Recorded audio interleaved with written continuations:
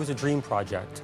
If Arnold's body is the perfect vehicle for his soul, this movie is a kind of perfect vehicle for Arnold. I feel like I was meant for something more than this. This was a very action-oriented picture, very special effects-oriented picture. And of course, this had the brilliance of the Phil Dick concept to play off of, and that's why it was such a milestone movie. It was a thinking man's action movie. Sorry, Quaid. Your whole life is just a dream. Is it the reality of a dream, or is it the reality of somebody that has a dream but comes out of the dream? My name is not Quaid. Total Recall was just an action-packed movie.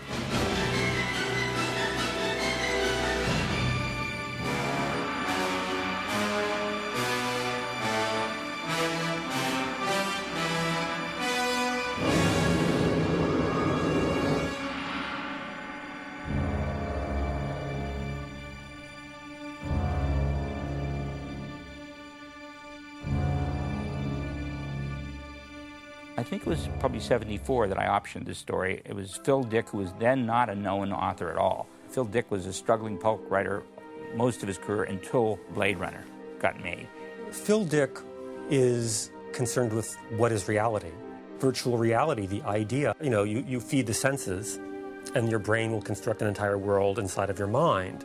Philip Dick went into very well and very clearly that if you have a virtual reality, you can't tell the difference. I mean, it's not as if you have a bad, fake virtual reality. I mean, the beauty of the concept is that, no, it's a virtual reality that's indistinguishable from reality. Your brain will not know the difference. The original Total Recall, which was then called We Can Remember It For You Wholesale. It appeared in one of those magazines I always used to read, Galaxy and Fantasy Science Fiction. And it appeared there, and it was a 23-page short story. This was the first story that knocked me right out, which I knew could make an incredible movie. I knew it would be incredibly expensive. I optioned that for $1,000 up front. I became aware of Dan O'Bannon's work. So I went to meet Dan. He had just graduated from USC. He was about 28 then. And he said, look, I think we can work together. And we launched in full speed into trying to make Total Recall. And everybody said, no, it's too expensive. Most people who read the first half of the script felt it was one of the best screenplays they'd ever read. But everybody also kind of agreed that it fell apart somewhere in the second half. There were 40 drafts, but the last draft and the first draft were really essentially no different, like in the point that nobody had solved the third act. The second act didn't come too hard. About a year it took us. But 3 or 4 years before that third act, the inspiration of everybody can relate to our air is choking. And when they punished the Martian mutants, they just threatened to cut off their air. So when they did that to them, then the hero could do this larger-than-life gesture if he could turn the device that the aliens had left millions of years ago buried, and the whole planet would get atmosphere. So we had our ending, and the whole story seemed to just fall right into place. Total Recall was around for years and years and years, and it went from one place to the other, from one producer to the other, from one studio to the other, and it finally settled with Dino De Laurentiis. There stayed for a very long time. Many directors were attached, like Cronenberg, for example. As I recall, there were 7 directors. Most prominently sticking out in my mind was Richard Rush, who did The Stuntman. He and Dino couldn't agree because he liked our third act of Total Recall, and Dino didn't. The new Mars Gets Air. I no like. I said, why? He said, air, too hard. I can't visualize. And Richard Rush said, but it's wonderful. Dino, it works perfectly. He said, Dick, I can't go with you as director. I don't even want to go to Mars. And I said, well, you can't take that. It's in my contract, Dino. He said, it'll never get made. I said, fine, I'd rather never make it. And I said, Mars is in, and Mars Gets Air. It'll work. It's the first ending that's worked, Dino. Show it to another director. So one day, I get a call. He says, Ron, I love you so much I could kiss you on the mouth. You saved me. You're so goddamn stubborn, you saved me. I showed the script to Bruce Beresford. First director I show it to, I say, take out Mars, take out Air. He said, Dino, you full of shit. He said, I'm a full of shit. He's right. He said, the best thing in it is Mars and Air. We go. Come to the house, we go with this version.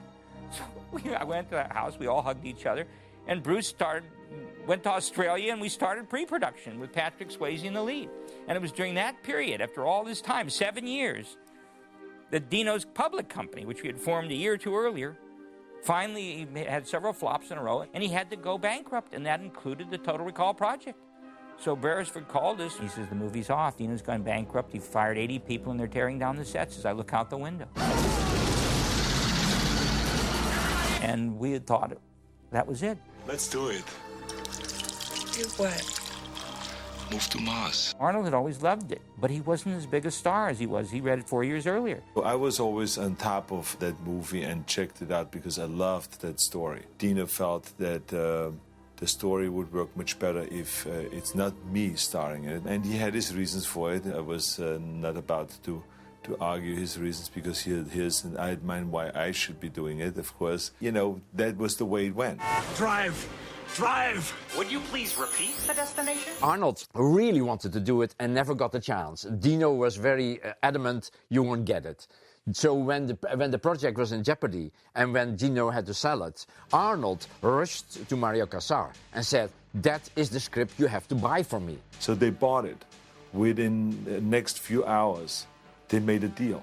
And then I get this call from Arnold, and he says, Ron, he said, get ready, pack your bags, we go. We're going to make the movie. I said, what movie? He says, isn't there a movie you've been trying to make for about 10 years?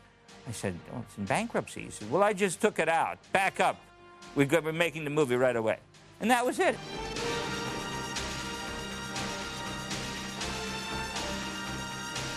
In the original versions, the character was more like a kind of timid, nearly accountant type, which was completely a different approach. I thought that switch from being powerful physically and then being put in the position of being vulnerable is a much more, a stronger kind of contrast. And that's why I thought that the character should be played by me rather than by someone that is an ordinary kind of a looking guy.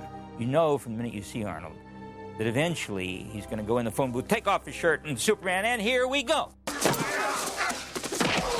No way did we feel that it was acceptable to make Arnold Schwarzenegger somebody who was basically a timid guy. That was not Arnold.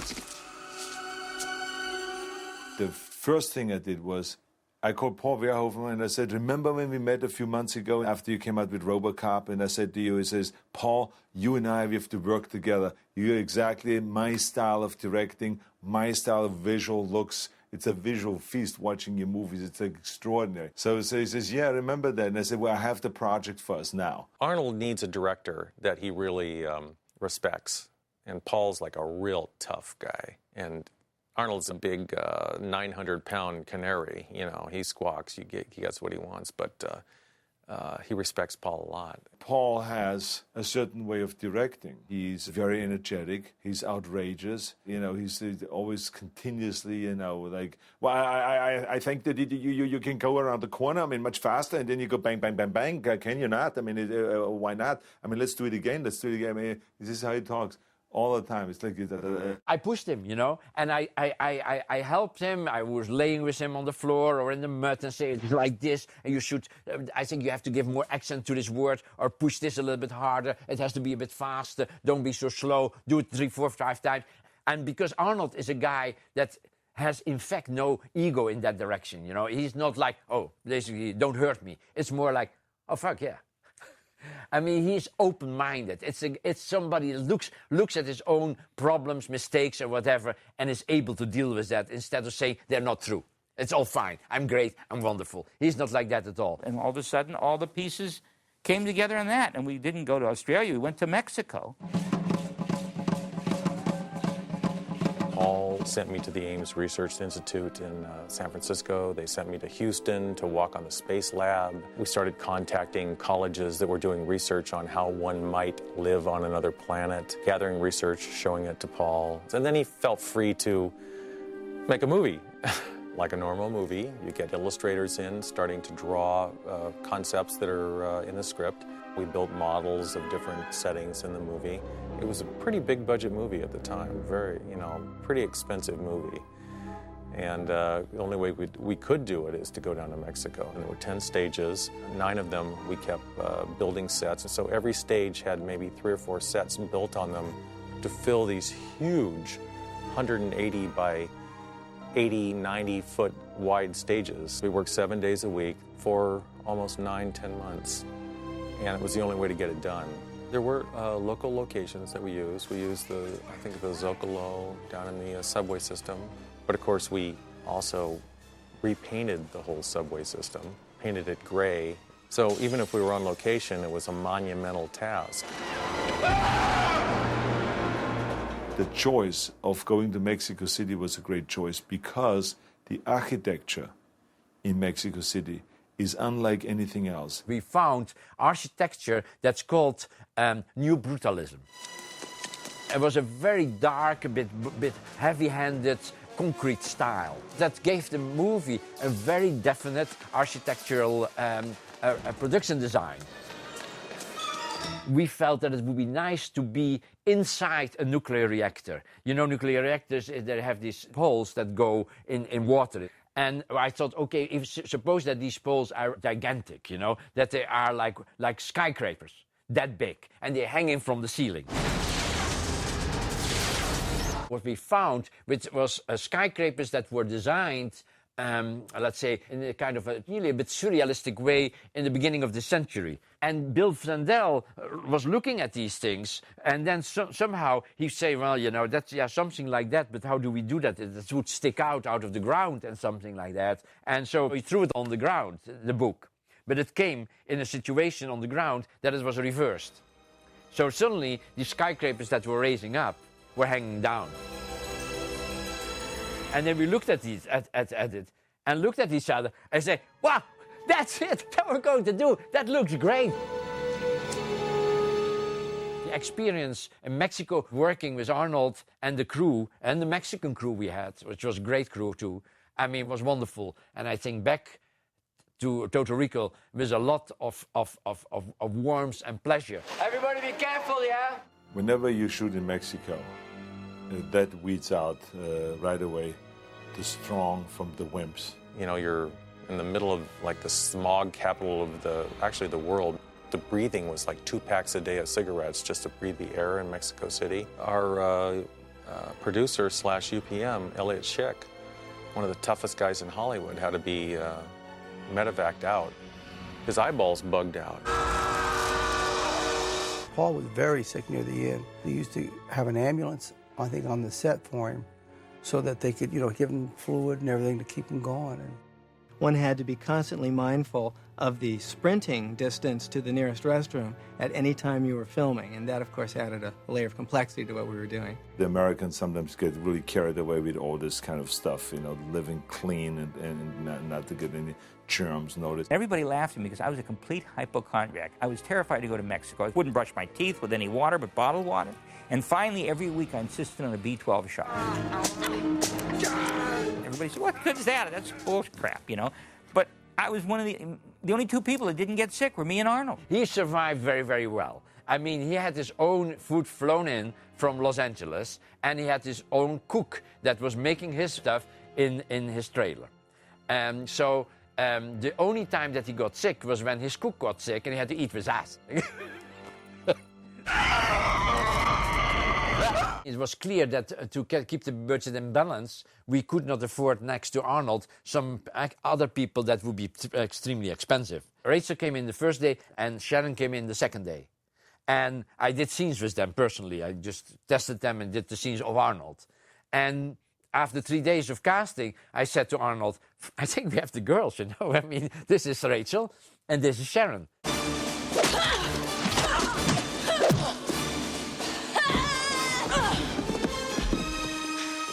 It's nice to be aggressive, you know, every once in a while. I mean, in the martial arts thing, we were punching pads, and I really found that enjoyable. You know, I mean, now I understand why people have, you know, punching bags in their homes. It does. It gets out a lot of aggression. So I get into it. What a bitch. I'd like to show you my honorary stunt women's association. I earned this, okay? Sharon Stone was terrific to work with because she was as dedicated as all the other ones were. She was training like a machine. I mean, she was like the female Terminator. I shot for a couple weeks on this film and then went home and came back. When I got home the first time, I looked like a Dalmatian because when you throw a punch and it just stops against Arnold's arm, it's like hitting a brick wall about 60 miles an hour. I was just black and blue and sore and just, I couldn't believe it. You know how much I hate this fucking planet.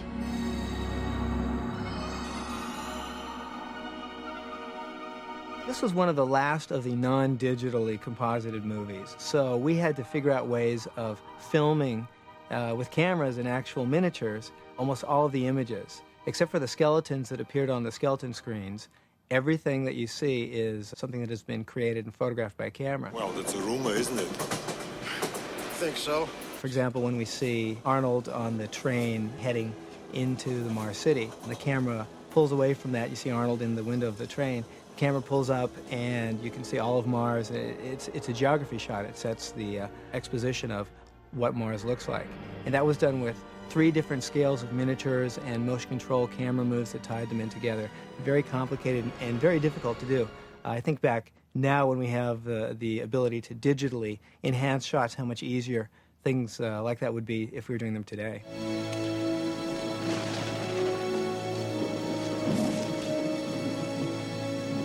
This was the top level of visual effects and special effects that I have ever worked with or that we have ever seen. Because we hired the best companies, the best visual effects people.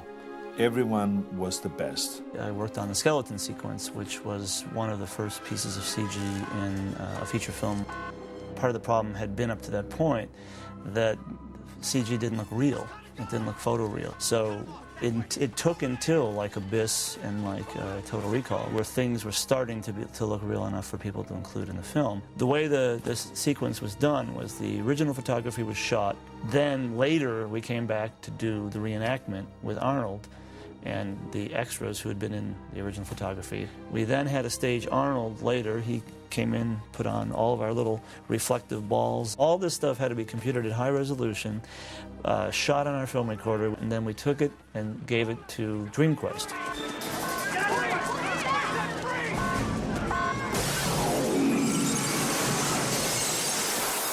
The funny thing was that the technology at the time made this whole sequence, which now you could probably do on your PC. There's a scene in the middle of Total Recall that was, one time was pulled out of the movie, which is where they actually land on Mars. You see all the trains and all that stuff. That scene was going to be not done for financial reasons. And I remember I talked to Paul and said, Paul, that's the only exterior I think we ever show Mars. We must have this. We are never outside. We have no big shots of Mars. That's all we need is 1 or 2 of these things. And it was one of those things I actually talked to Arnold about it, and then it got put back into the movie. When the studio would start to get jittery about some new $200,000-$300,000 set or issue or more days, Arnold backed Paul all the way.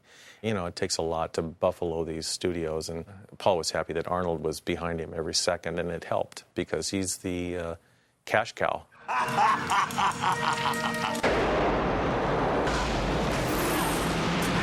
We have a scene at the end of Total Recall where they're being sucked out of this, the things that activate to make the air.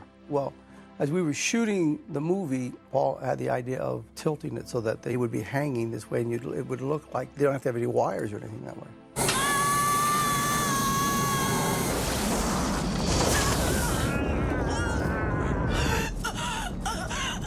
That was the team of Robotine, who I had worked with on RoboCop. You got a lot of nerve showing your face around here. Paul Verhoeven was told, do something really weird, Paul. And he goes, really weird?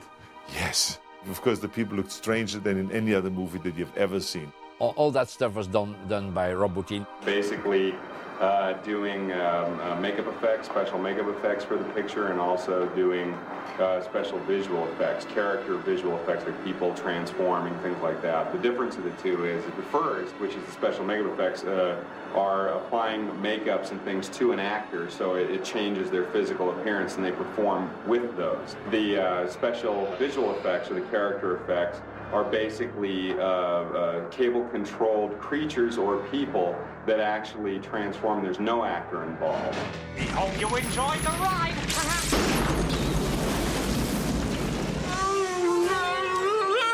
The fat lady.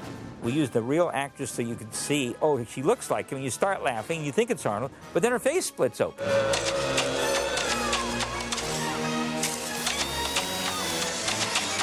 That was definitely a groundbreaking effect. Get ready for a surprise! The most complex one, of course, was Kuato. What do you want, Mr. Quaid? It had to be done with 15 puppeteers that would do the arms and the eyes and the mouth. Bottin had made the thing so real. 2 people asked me if it was a real freak, a semi-born Siamese twin. No wonder he kept out of sight. Our visual effects work on Total Recall was given a Special Achievement Academy Award, and that means that the Academy votes in advance that this film has sufficient merit for it to be announced prior to the award show. So we knew we were going to win. It was a peak moment in my life for us to go up on stage and stand there, in front of 1 billion people watching and accept the award. With Total Recall, I sort of could go out a little bit further and try some different things and become a little bit more experimental.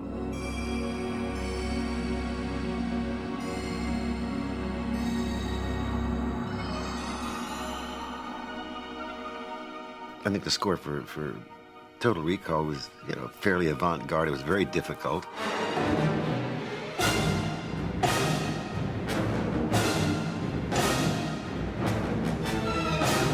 I remember reading at the time a lot of the criticism of the score was there was no theme, which was nonsense. There was a very strong theme that ran through it. It just wasn't perhaps one of those kind of things you would go away whistling or something, but it was very thematic and it went through it all.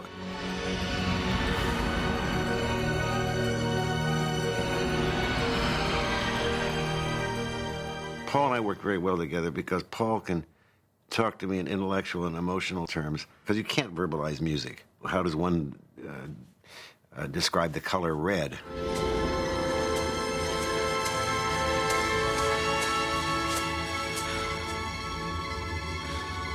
And more violence last night on Mars, where terrorists demanding independence once again halted the extraction of turbinium ore. The political background for this movie really comes out of the 60s and the 70s. The idea is that, government is bad, even if it's our government. Usually you're allowed to say the other government is bad. But this was the world government that they lived under, and it was oppressing the people of Mars. Sir, the oxygen level is bottoming out in Sector G. What do you want me to do about it? Don't do anything. But they won't last an hour, sir. Fuck them. The political idea was, of course, the abuse of the dictator, based on the fact that he wanted to get as much money out of it and put as little money into it. That, of course, was the theme of the movie. The first settlers are buried here. They worked themselves to death, but Cohagen ended up with all the money. It was an evil empire created on Mars that was, making the people kind of work for their oxygen. I mean, it's a parable for our times, and it's a riot of commercialism, gone amok, all of these brand names and mutant people and their kids, and you see what, what this greenhouse effect is about to do to us.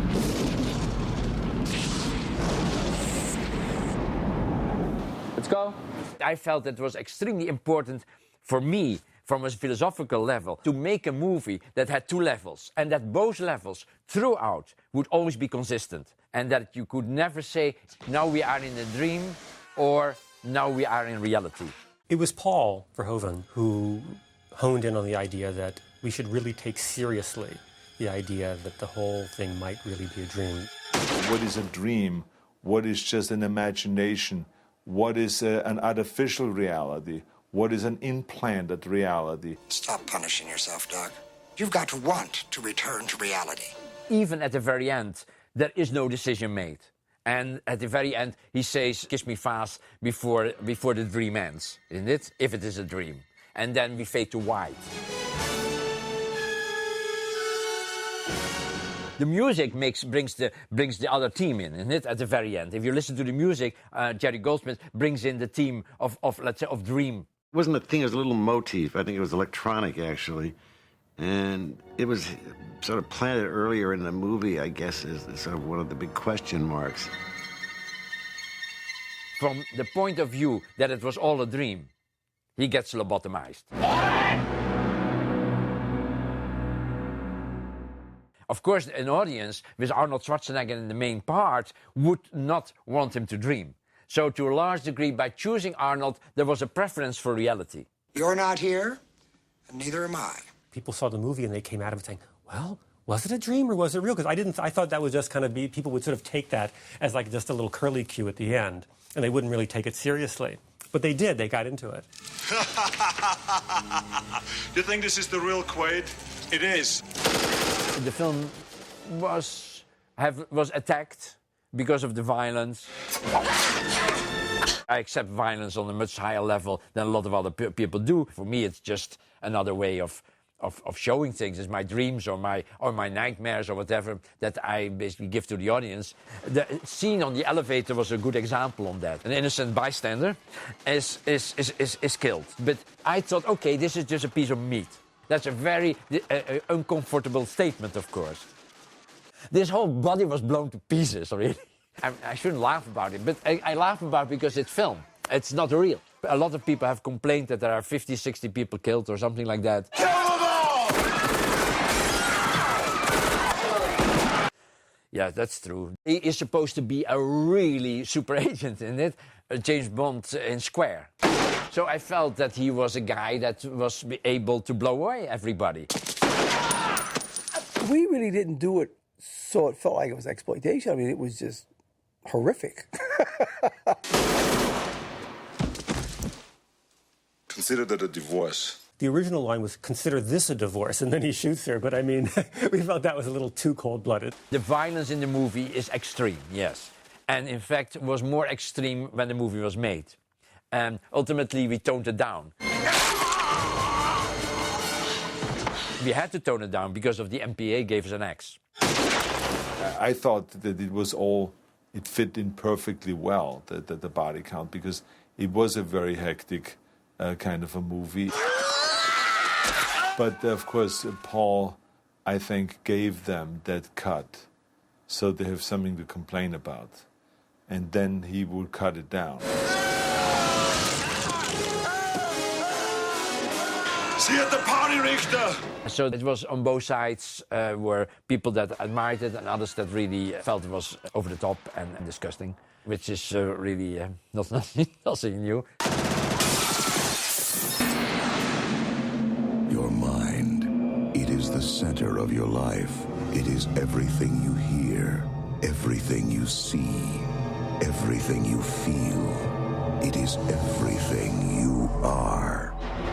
We had no awareness whatsoever 3 weeks before. We had a 43% awareness, which is absolutely disastrous. And with Arnold's Cloud, he convinced Carolco that they had to put up more advertising. So the time we opened, it was 99% recognition. How would you know if someone stole your mind?